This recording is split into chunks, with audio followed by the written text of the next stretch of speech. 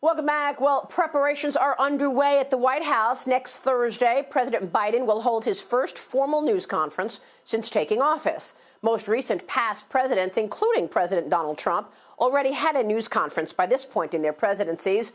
So why did it take Biden so long? And will he take any tough questions when he finally faces reporters? Joining me right now is Kayleigh McEnany. She is former Trump White House press secretary and a Fox News analyst. Kayleigh, it's great to see you tonight. Thanks so much for joining us. Your reaction to the administration announcing this press conference more than a week away? It's an extraordinary decision, a absolutely puzzling one. Dana Perino, one of my predecessors, has commented on this network that, you don't announce a press conference till the morning. I had the same rule in my press office. You don't know what the news cycle is 9 days in advance. We know that there's a crisis on the southern border that they refuse to acknowledge. No one knows what that will look like in 9 days, but I imagine it will be worse. So she announces this, Jen Psaki, the press secretary, in advance, presumably to get the media off her heels, but in doing so really creates a lot of pressure on President Biden that no matter the news cycle, he will be at that podium.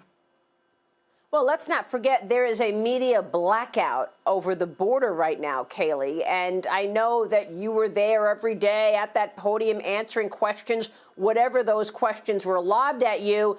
We are hearing that there is, in fact, an unofficial gag order. The Biden administration has told the patrol agents at the border to not share any information about what's going on in the migrant crisis with reporters.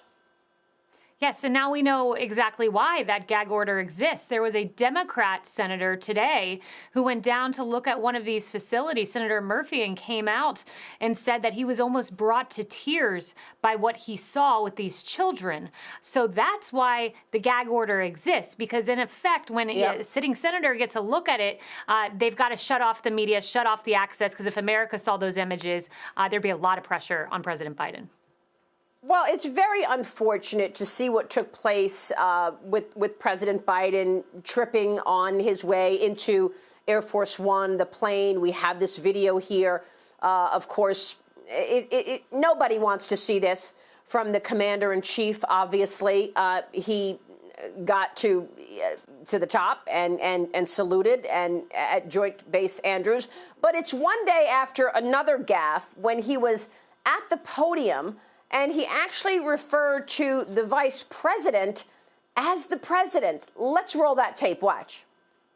Now, when President Harris and I took a virtual tour of a vaccination center in Arizona.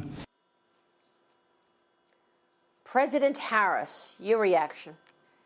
You got to wonder, because it's becoming a pattern. He said something to the effect on the campaign trail, like the Harris-Biden ticket, or his staff had insignia on one of his campaign stops with that on there. So you've got to wonder whether there's more to this than just the slip of the tongue. And with regard to the stairs, I will echo you and say that's very unfortunate. I remember following the president off of Marine One, and I would board those same stairs after him. And you always got a little nervous about slipping with the media watching. So it certainly can happen to just about anyone.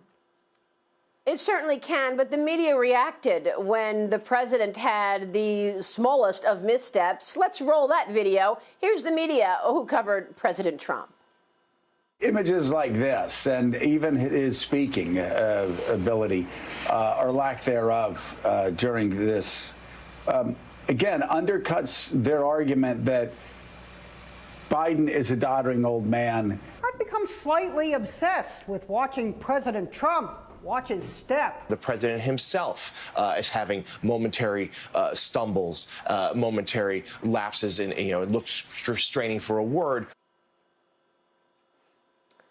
Kayleigh, I haven't seen any media talk about President Biden referring to Vice President Harris as the president so far. Have you?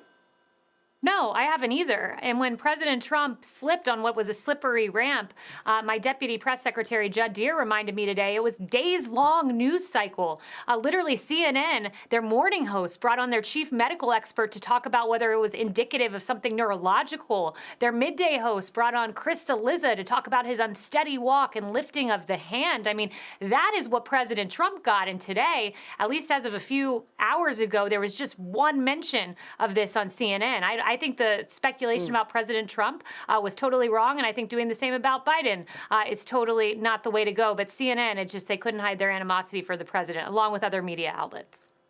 Yeah, no, they could not. Kayleigh, it's good to see you tonight. Thanks so much. Good to see you. Kayleigh McEnany joining us up next.